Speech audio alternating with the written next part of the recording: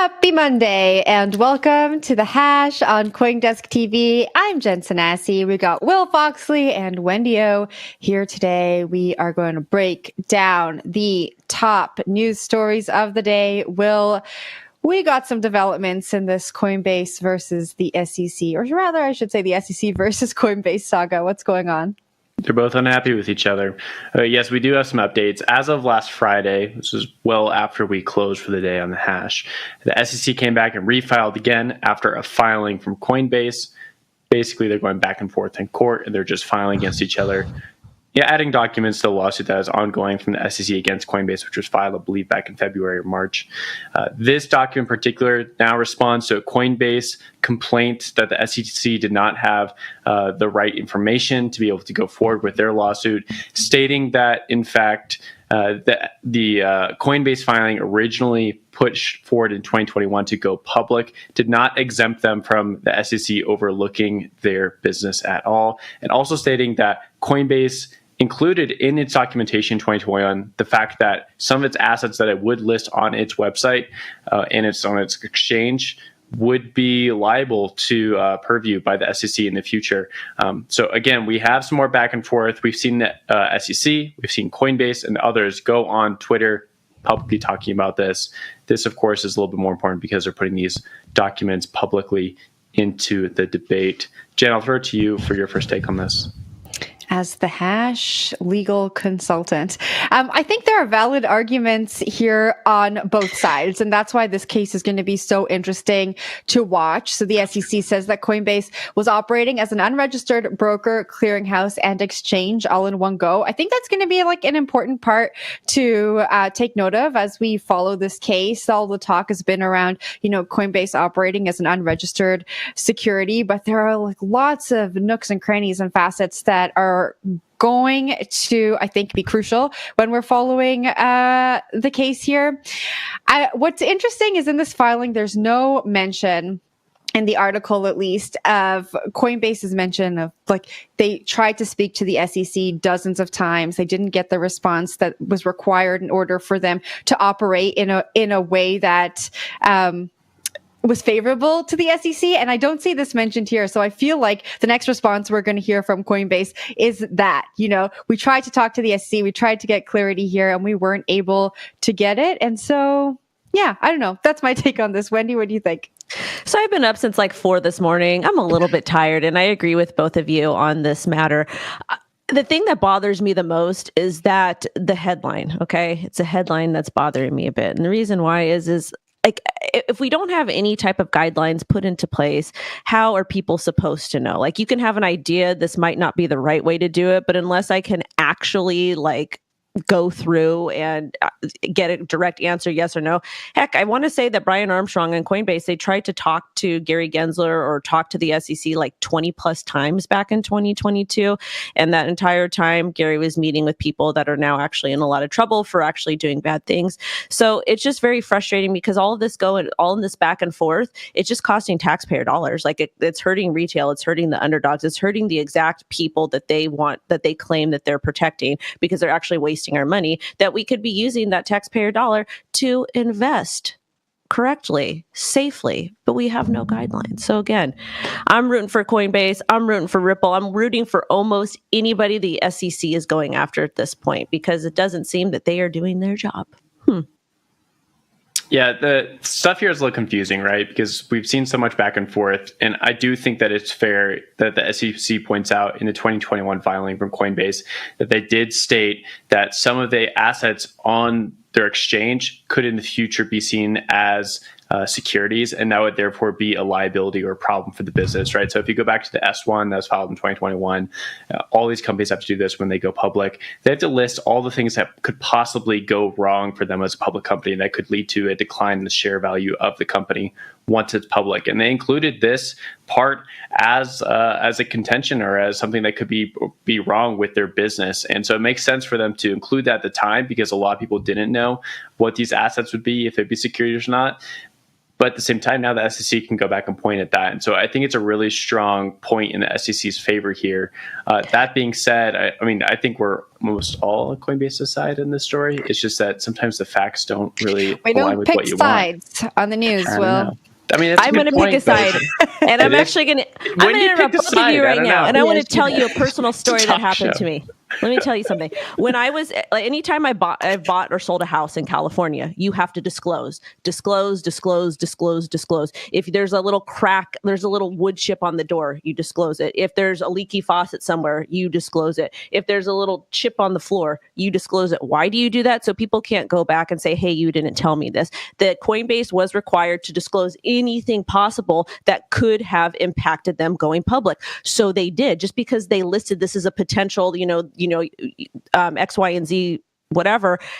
They did what they were supposed to do. It is not their fault that the SEC did not do their job. It's honestly just absolutely, utterly ridiculous at this point. Like, do the best you can, disclose everything, and then you get in trouble for disclosing later. And I know real estate law is completely different, but with real estate, you can't actually go after somebody if there was a plumbing problem and they said we had a leaky faucet, and that's all that I know. But I know it's completely separate stuff. Just frustrating.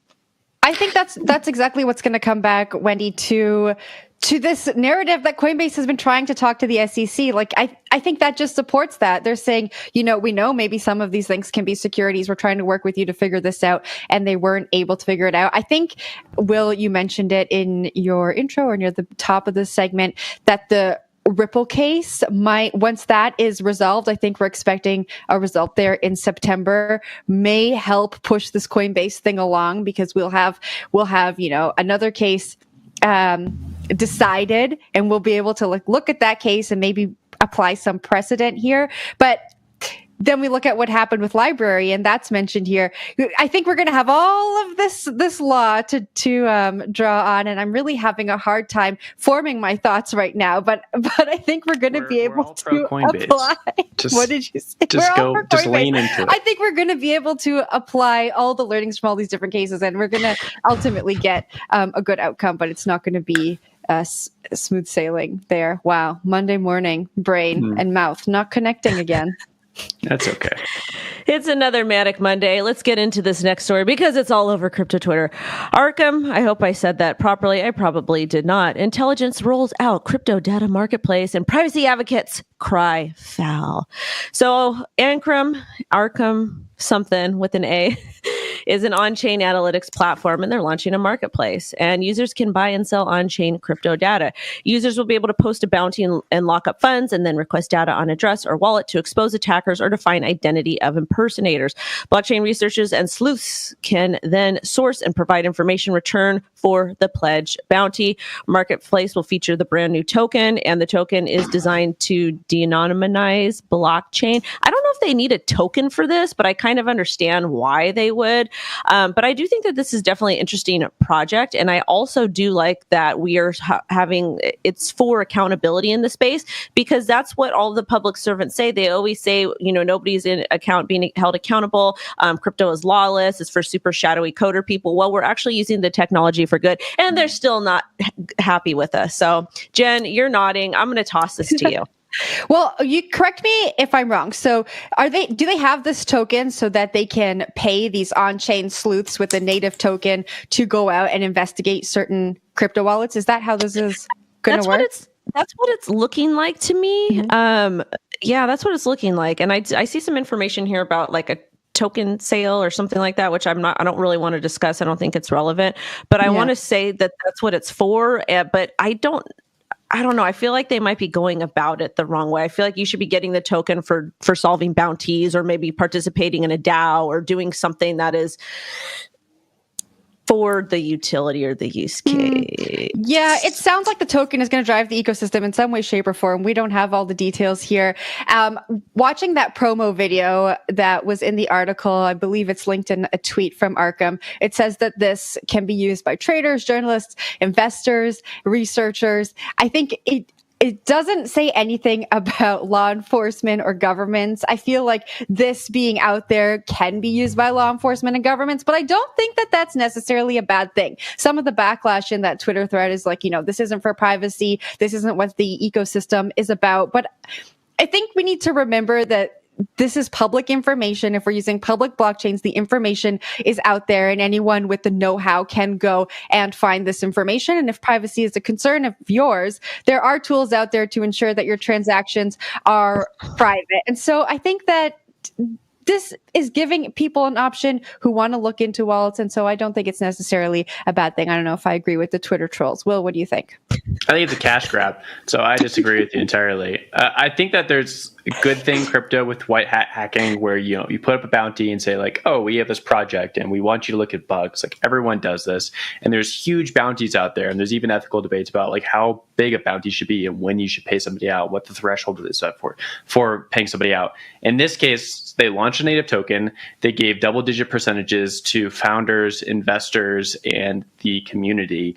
And then they're going to airdrop a bunch of other people. And then they're going to use this token as some sort of bounty mechanism to get this thing rolling and off the ground. When in fact, there is already this in existence, but it's paid out in dollars or like a local currency that's just digitized and on chain, such as a stable coin. Why not continue to do that? Why not use something that actually works instead of creating your own token and trying to get some sort of like flywheel and utility going? I think it kind of comes back to like the token question, which is something that everyone in crypto has been dealing with forever, right? Like when do I need a token or why do I need a token? And some projects do have legitimate use cases for a token, but they're few and sparing, right? Most tokens fail and most tokens actually are liquidated into dollars or another fiat currency and then spent by the founders, while the rest of the community who's been bought into this mission ends up not getting anything out of it. So I don't like anything like this. I think maybe in like 50 years, we might see a world where tokens are useful for like individual projects. But I don't think we're there right now. I really don't think we're there. Wendy? The only thing I want to say is that I do think having tokens are important. Again, if you're a small business owner, it is next to impossible to get a loan, like to get a business loan. And I do think that tokens are essentially allow you to crowdfund in some aspects. And I think that that's okay. I just feel like we need we need guidelines so people know what they can and they can't do. And I feel like that would help them create more successful businesses, especially in crypto. But again, you know, we're kind of just waiting for regulators to actually do their jobs and they're not. So we're just going to see more companies go offshore and all those taxpayer dollars. Yeah, does anyone know where this company's based? It's interesting that they're launching this token, given what's happening with the SEC and Coinbase and Binance and all of those tokens noted in those suits. But we will look into that. Maybe when we come back from this break, we'll have an answer for you. We're going to take a few minutes to gather our thoughts. And when we come back, a presidential candidate who said he didn't hold, I got rugged again. RFK Jr. said he didn't hold any Bitcoin, but turns out he does. We'll tell you what's going on after this break.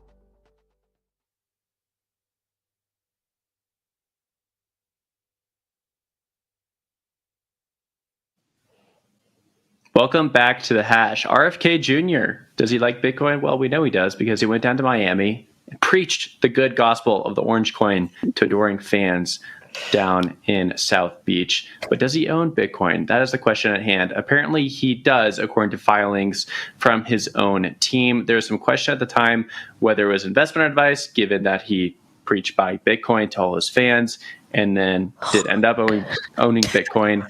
Does look like he does own it after first saying he did not. His legal counsel and his team stated that he purchased Bitcoin after his speech down in Miami.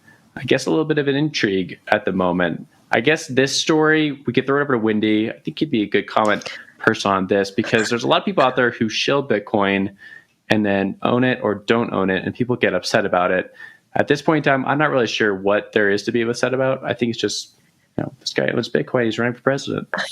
Okay, so a couple things. First and foremost, okay, sometimes really, really rich people have no idea what they're invested in because they have other people that manage their money for them, number one.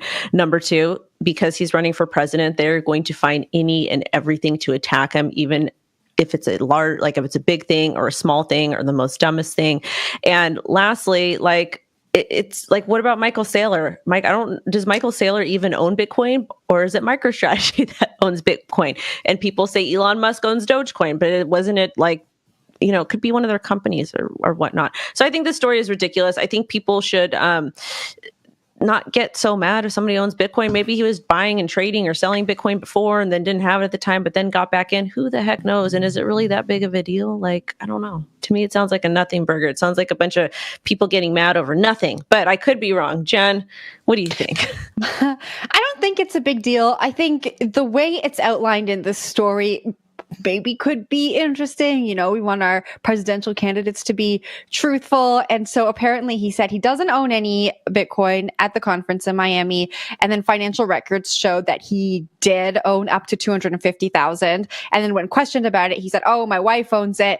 And then after that, a rep came back and said, no, actually, he does own some Bitcoin. And so that I can see why people might be like, that's a little bit weird. But I think if we zoom out, I think it makes sense if he's out there touting Bitcoin and touting the benefits of Bitcoin. He should own Bitcoin. He should understand how it works. And so I don't think that that's bad at all. I think for me, if we zoom out even more, I really enjoy that we are having conversations like this around the upcoming election. I enjoy that there are candidates who are out there speaking about crypto, speaking about the benefits of crypto, and also talking about CBDC. So I know that RFK Jr. is against CBDCs. He thinks that they will be misused from a privacy perspective. I know that there are some candidates who have very interesting views on various different topics. So I don't know if we want these people to be the ones who are really spearheading these conversations. That is out to the jury. I'll let the audience decide on that. But I really do enjoy that we're having this conversation about Bitcoin, about CBDCs, and people who may not have received the information because they're not zeroed in on platforms maybe like this one, who we talk about crypto and CBDCs all day, can start to learn about it. Will? Yeah, I think that's a fair point. I like Wendy's comment though the most. Like, a lot of rich people own a lot of rich things, and they bought Bitcoin, they forgot about it, and that's okay. And I wish I could forget about $250,000 worth of Bitcoin. I look forward to that day. What about Nancy Pelosi? Her and her husband seem to forget that they've invested in all these different stocks and that they've cashed out and they made all this money. So it's like just rich people problem, guys. Come on. Yeah, it's a problem.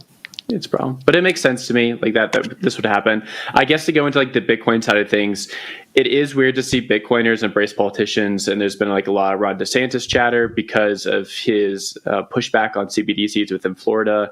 And then there's a lot of talk with this guy, RFK Jr., because he went to Bitcoin Miami and talked about it and shilled Bitcoin on stage and said they were going to be the first presidential campaign to accept Bitcoin on the Lightning Network. So they got a lot of Bitcoiners hoopla and uproarious about it, but at the same time, it's he doesn't even probably know how to use it, and so that sort of clashes with a lot of the Bitcoin ideology, which is HODL, learn how to use Bitcoin, learn how to use multisig, learn how to store it, but he doesn't even know that he owns it. So there's a little bit of something there, but at the same time, I guess that's just politicians. So oh well. Just politicians. All right, let's take a little break from all the crypto chatter and chat about what's going on in the world of AI. So Sarah Silverman and other authors are suing Meta and OpenAI for remixing the copyrighted works of thousands of books, authors, and other... guys, Monday. For Same reworking. here. Okay. Yeah, we're going to get through this. Reworking the works of authors without consent, compensation, and credit. So basically what's going on here, a bunch of authors are saying, if I go on to ChatGPT and I type in what happens in this book, I'll get a nice little summary. I may even get some spoilers, and that is not okay.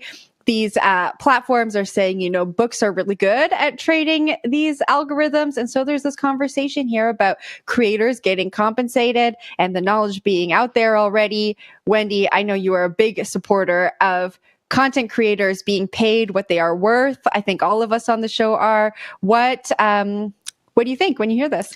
This makes me very, very mad. And I do think that this lawsuit is 100% valid. I think people that put themselves out there that are creatives, and I'm not even talking like people, I'm not even really talking about people like me. I'm just a shock jock. I'm an idiot on the internet. I'm talking about musicians. I'm talking about authors. I'm talking about producers, people that put a lot of heart into an actual creation and that have been preyed upon in the past. And all that AI is doing is it's allowing these same people, the same group of people, to get taken advantage of again. And when is it going to stop? Like we're not seeing a lot of laws and regulations come in to actually protect them. And I think that it's very shameful that this is still happening today, that people do not understand how hard content creation is. And again, I'm not necessarily talking about me because I'm a YouTuber and a TikToker. I'm talking about like people that this is their livelihood. Well, it's my livelihood too, but I got to always advocate for the music men, music women, and support them at all costs. So I hope that Sarah Silverman wins, even though I don't care for her. Wow, tough stuff. So I'm actually a little confused on how all these large language models work in the first place. LLMs, as you'll see on the internet. I think they just kind of like take all this data and like shove it into some sort of algorithm, teach the computer to understand it, and then spit it out. So it's very much like Google, but it has some sort of like smarter algorithm to be able to understand what's happening on the back end. And to a point, I think it makes sense that they'd be able to take almost anything that's free and out there, right? So where does copyright law run into this? I'm not quite sure. Maybe it's with published works that weren't first published on the internet or are behind closed doors, behind some sort of paywall, that these LLMs are not supposed to be able to read them. But think about it for like a CoinDesk article, right? That's free and open on the internet. Anyone can read that. And for an LLM to go in and take that and then be able to give you an answer from that information, does it need to cite CoinDesk? I mean, it's common practice within journalism to always cite another publication, or it's common knowledge within like legal studies or just like in professional academic studies to always be citing someone. But these LLMs, they don't really do that. And I don't think the end user really cares where the information is coming from as long as it's accurate, especially if it's so just disorganized on the backside, but then presented so cleanly on the front side like ChatGPT does. So I'd be confused about like how this is supposed to be done in the first place for LLMs. And then on the legal side, this is going to like open up all the copyright stuff, right? Because if they went in and just were taking everything, all these books off the library shelves, things that were just like, behind paywalls, you're going to have a lot of problems. So copyright law seems to be coming for AI. But I don't know. Jen? Yeah, you're absolutely right, Will. And this class action lawsuit is actually works that should be paid for. And I believe they were taken from some sort of digital library that should have had some kind of paywall, but there was a way to get around that paywall and then feed the works into LLMs. And so this is really interesting because we talk so much about regulation in our industry, right? And now AI is out there saying like they are actually advocating for regulation. We saw Sam Altman speak at a Senate subcommittee hearing in May, and he kind of is saying what we're saying. He said there, we think that creators deserve control over how their creations are used and what happens sort of beyond the point of them releasing it into the world. I think that it is very possible that all of these works were used to train LLMs and no one was actually thinking about copyrights. They were maybe thinking about other things. And this is just going to bring again, the conversation into the courts. We're going to get some kind of regulation. We're going to understand, how we can use these creative works, who needs to be compensated, who needs to not be compensated. But it's going to take a long time. A lot of these conversations came up with NFTs and using creative works and how we're going to license these creative works with NFTs. And so I don't think that this is a problem that's going to be solved tomorrow, but I think that the authors definitely have a ground to stand on here, and they should be suing OpenAI and Meta. Wendy, what are your last thoughts here? My last thoughts are it's Taco Tuesday tomorrow, and I'm really excited to be back on the Hash with you guys tomorrow. So if you guys want to watch CoinDesk TV, the Hash, you should, and stuff. What kind of tacos are we having tomorrow? I'm having caffeinated tacos for Jen. What are we having? What? Caffeinated ones for me, so I can wake up and say the words properly. Me too. I'm just saying guys and stuff a lot, and I power to the music men and women. Jen, take us away from here. Yeah, we are going to leave it there. We'll be back tomorrow. I'll caffeinate it up. I'll taco it up. Ready to enjoy some Mexican fare. Thanks for watching The Hash today on CoinDesk TV. Thanks for listening to us on the CoinDesk Podcast Network. I'm Jen Sanasi. We had Wendy O and Will Foxley with us today. We'll be back tomorrow. See you then. See ya.